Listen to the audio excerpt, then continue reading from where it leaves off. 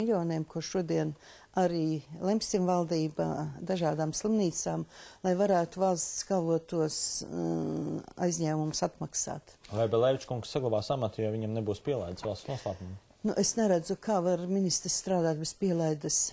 Iepriekšējā valdībā Brokas kundze pati demisionēja, bet, ja valdība ir terminēta, kā pagājušā valdība, 4. oktobris, bet kopumā mēs tomēr slēgtajās daļās izskatām jautājumus arī, kas saistās ar veselības aizsardzību. Gan Ukrainas gadījumā, gan bēgļu jautājumos. Intervijā mūsu raidījumam gan Belevičs teica, ka viņš uzskata, ka veselības ministram nav vajadzīga pielaida valsts noslēpumam. Tātad jums ir dažādi viedokļi par to? Nu, mēs gan vakar, protams, nepārunājam šo jautājumu tieši, bet tomēr ministriem ir jābūt pielaidēm. Mēs nevaram daži ministri būt atsevišķos jautājumos, daži nebūt. Tā nevar būt. Viņš arī saka, ka viņš esot neērts ministrs vai vienotībai neērts. Kāpēc vienotībai? Tā it kā, viņš, protams, pats uz to nenorāda konkrēti, bet tā viņš mūsu studijā vairākas reizes ir licis noprast, ka viņš ir neērts ministrs. Nu, pilnīgi negribu tam piekrist. Protams, ministrs ļoti aktīvs un nāk idejas, kuras kabinetā nāk ļoti daudz nozares pārstāvi, un tas varbūt rāda, bet tā nav tāda neērtība, par kuru es varu teikt, ka vienotība, teiksim, uzskata viņu par neērtu. Ministrs ir ministrs, un vienotībai nav neērti ministru. Vēl viena aktualitāte ir pedagoga atalgojums. Jūs arī vadat darba grupu, kas strādā pie šī jaunā atalgojuma modeļa.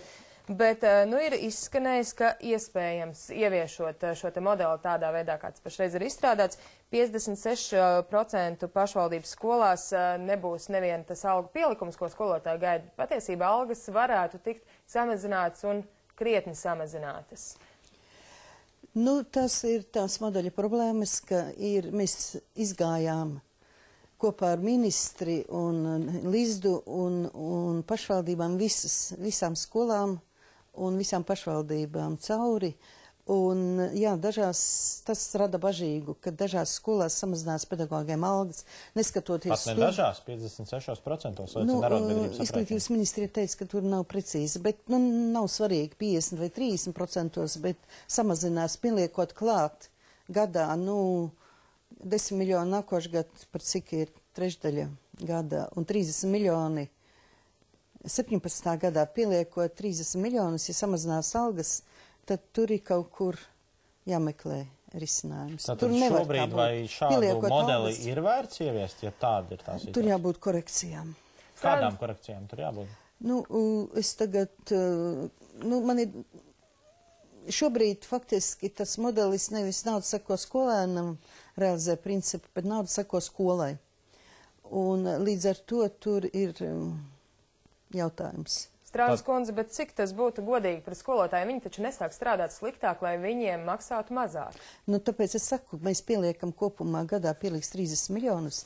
Līdz ar to nevar būt modelis, kur pusē skolotāju vai trešdaļā skolotāju samazinās algas. Ja mēs pieliekam naudu, tad tai naudai jāiziet skolotājiem. Tad jau tas modelis nekam nedara. Nē, tur ir ļoti daudz labi elementi, bet tur ir jāpieliek akcenti, un mēs arī skatīsim arī nākošu pirmdienu, vai mēs strādājam. Interesanti ir tie akcenti, vai tā ir skolu tīkla optimizācija? Skolu tīkla mēs jau pieņēmām, kā jūs zināt, ministru kabineta noteikumus, ka 10. klase var tikt atvērta, ja ir 10 vai vairāk bērni, bet tur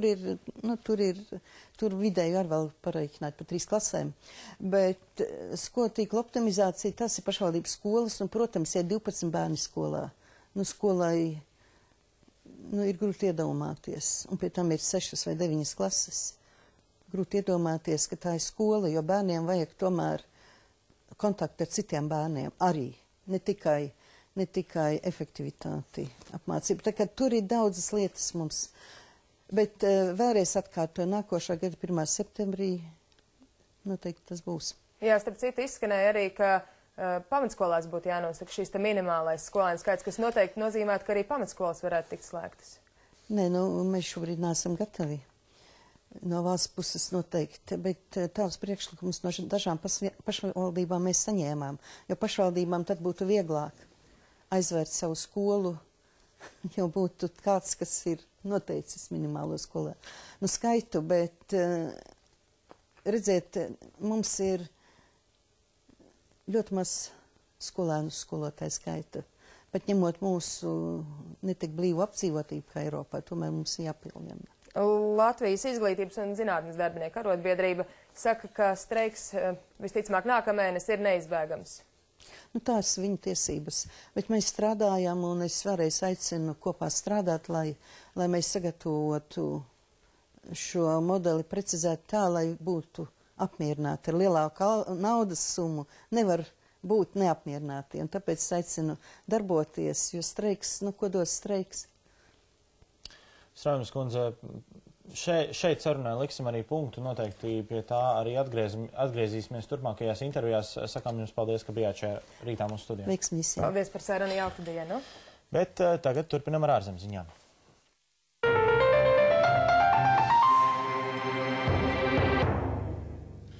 Apvienoto Nāciju organizācijas ģenerālsekretārs Bans Ki-mūns ir devies vizītē uz Slovākiju. Apmeklējot bēgļu nometni, viņš atkārtot aicināja pasaules valstis pievērst lielāku uzmanību šīs krīzes risināšanai.